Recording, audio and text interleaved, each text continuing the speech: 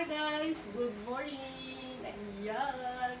Guys, ito na si Inday Marie. Siyempre, nag-video ako. Yan, ganito. Para naman makita ninyo ang ating ninyo. Ito, nagbabalik na nga ako guys. Balik na ako sa aking video. Ganito lang. Ito, okay na po yung aking sitwasyon. Yung aking kamay, ayan, nagagalaw. Diba, na-stroke ako kung natatandaan ninyo. At matagal-tagal na rin ako hindi nakakapag-video ng maayos mga labs. Kung ano man yung video niyang nakita ay ano-ano lang yan guys. Gano'n. Pero yung actual na video na pagkatapos nung ako na-stroke. Yun nga, pagkatapos nung ako ay na-stroke at madami akong pinagdaanan. Yung mga, para akong batang maliit, yung batang baby na bago pa lang natututo na lumakad, gumalaw, mag-abot ng gano'n, gumawa ng mga bagay-bagay guys. Lahat yun ay naging bago sa akin nung ako ay na-stroke. At noon ako ay 82 pounds na mahigit, almost 83 pounds, kilogram pala, sorry. Mali na naman po ang aking video. Yes, mga lalabs, nung ako ay na-stroke, before that, ngayon, ako ay 83 kilograms, kasi 82.90, mga ganoon mga lalabs. Ngayon, eto na, medyo nabawasan yung ating timbang. 69 pa rin mga lalabs, pero okay na yun siya. 69 kilograms, at least malaki talaga yung nabawas sa akin dahil hindi nila ako pinapakain mga lalabs. Napakarami pagkain yung pinagbawal sa akin kay Ate Intan. Bawal ang asin, bawal ang no salt ako mga lalabs. Bawal ang asin, bawal ang mga meat, pork. Ayan, kahit na yung chicken or yun, hindi ako masyadong pinakain. At lahat ng pinakain ko ay dinadaan nila sa NGT. Yes, NGT na nagkaroon ako dito ng sugat sa loob ng aking lalamunan. Halos hindi ako makanulo ng gamot. Ayun daw nila, tinutuno nila, pinapadaan sa aking NGT.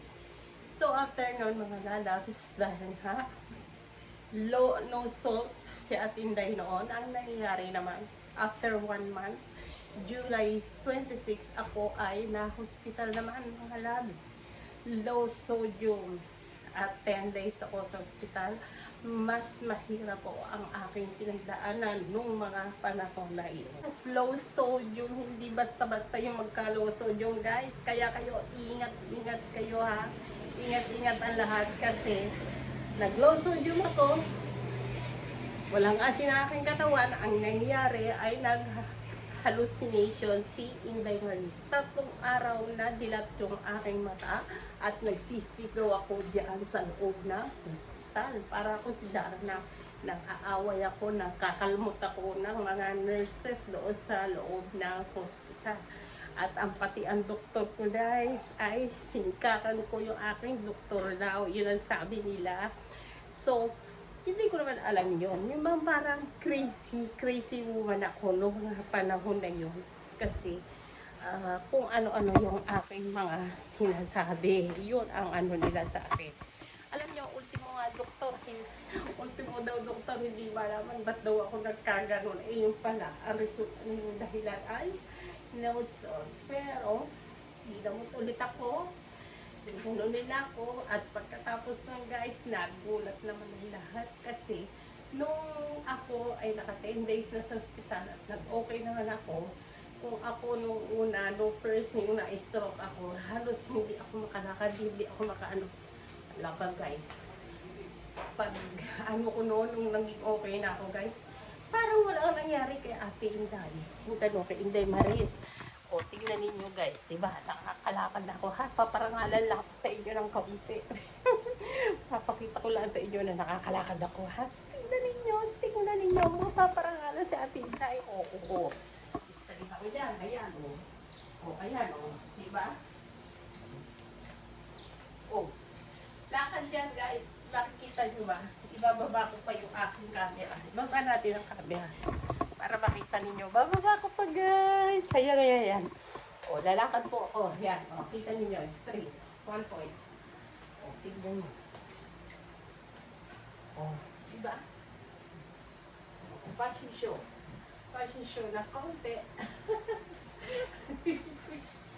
O, ayan, o. Guys, o, kita dyan. O, diba? O, turn around. Disco pa yan. O, guys, o, kaya ko na. Pero, ang ano ko nga lang, guys, kahit ako naka-survive na doon sa mga pinagdaanan ko, ito po kalahati ng aking katawan ay mabigat. Mabigat pa rin ito siya. Dito. Mabigat siya yung balakang ko. May numbness pa rin siya. Pero, kaya ko naman. Kasi tanggap ko na rin guys na kung hindi na mawawala yung pamamanhid ng aking yung pamamanhid niya, itong aking kalahati ng ating katawan. Ano, diyan ha, na-share ko na sa inyo. Meron pa akong share sa inyo, mga lalabs, no? Sabi ng aking anak, kasi nga, dahil nga sa dati ay 82 kilos ako na mahigit, wala na ako isot na damit, guys. Kaya luluwag na ng mga damit ko, hindi na, para na akong, guys, wala. Sabi ng aking anak, Mama, kung gusto mo mag-order ka sa TikTok, sabi ko, malay ko baka ako dyan sa TikTok niya. Hindi talaga ako marunong mag-order na una, pero nung kinatagalan, sabi ko, sige, practicing ko nga. Guys, anong yun ba nangyari? Dahil sa natuto ako, nag-practice ako. Eh, di ginawa akong kaliwangawan, nalibang ako, order ako ng order sa TikTok. Pero ako pa rin na nagbabayad. Noong una, yung buso ko, siya yung nagbabayad, pero kinatagalan ako na, guys. At ang dami ko nang na-order. O, ito, sa TikTok to. Tapos, marami na guys, marami na. Pero ngayon, papakita ko sa inyo yung mga medyo inipon ko dito na haul ko. Meron ako mga haul dito sa TikTok. At papakita ko na sa inyo. Siguro isasama ko pa rin yung iba kung po pwede. Pero, nagamit ko na kasi guys eh. Pero ang dami talaga. Natuwa lang ako. Ito, para naman meron akong ma-vlog. Meron akong ma-content. At ma-share sa inyo.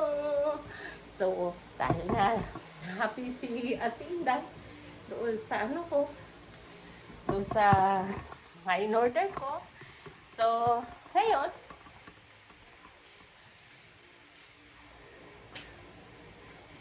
ngayon naman ay i-share ko sa inyo ang pagbubukas sa aking in-order sa TikTok. O, diba? Okay naman yun naman bitin. Diba, Lolo YT, po pwede ko rin yung i-order. Ipakita. So, papakita ko sa inyo guys ha. Ilalabas ko na yung aking mga in-order sa TikTok. Sa TikTok. Guys, pasensya na ha. Kaya talagang naano lang ako. Na-overwhelmed lang ako. Ganito na-overwhelmed.